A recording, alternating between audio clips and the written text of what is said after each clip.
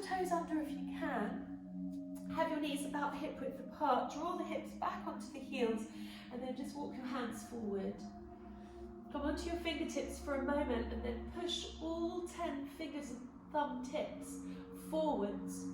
And that's the movement that draws your hips back. So you're tractioning your shoulders. And then lay your palms down flat and soften your elbows.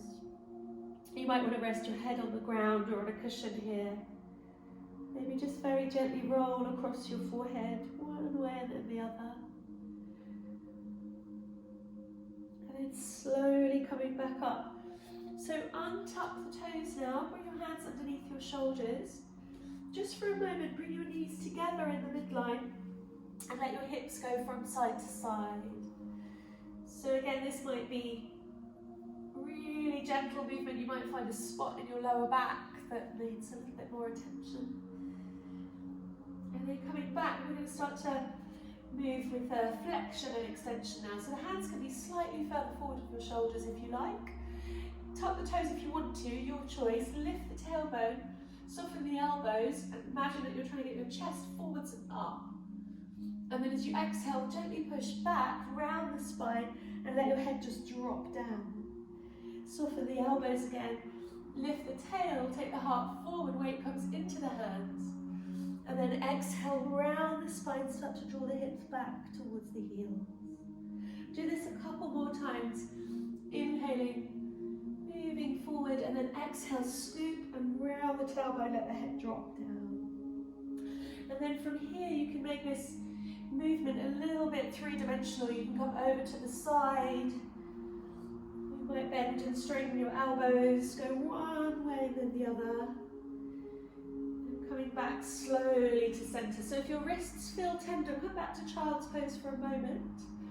If you feel okay, we're going to lift into plank position. So you're going to press back through the heels and take one hand off the ground and then the other. So the idea here is to see how much more weight in your body you can take back into your legs. Yeah, so your legs and your core strength are holding you up. And if this is too strong to hold your feet off the ground, just bring your knees down, absolutely fine. So extend back through the heels, sip up through the thighs, take a big breath in and a big breath out. Inhale again, and then slowly lower. Bring the knees down first, take the chest forward, and then lower down with control. Take your time. When you get there, you can have a complete rest, head on the hands, or reach your arms forward and rest on the ground. We're going to come into some strengthening for the lower body.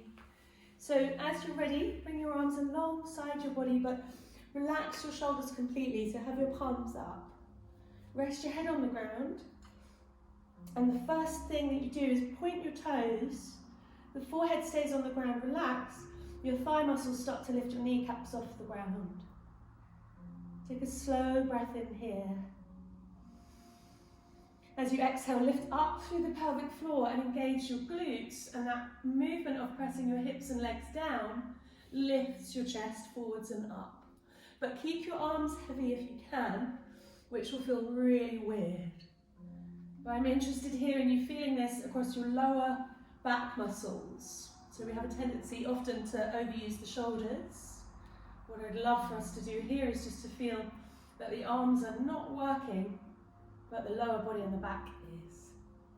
And then come down. Turn the palms down this time. Press the hands and the feet down. Now feel your shoulder blades draw together and press the hands and lift up again. So now the shoulders are involved, but they're almost like you're pressing your hands back to take your heart forward. And it doesn't matter if you don't lift very high. Find the breath here. Slow, deep breath. Lift Bandha as you exhale, so that gentle drawing up around the pelvic floor as you breathe out. And then slowly come back down. So now slide the hands either side of your ribs. Just let your head turn to one side.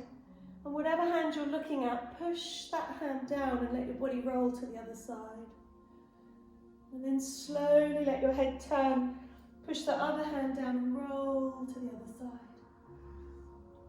So slowly starting to roll your shoulder blades around, almost making like a figure of 8 movement.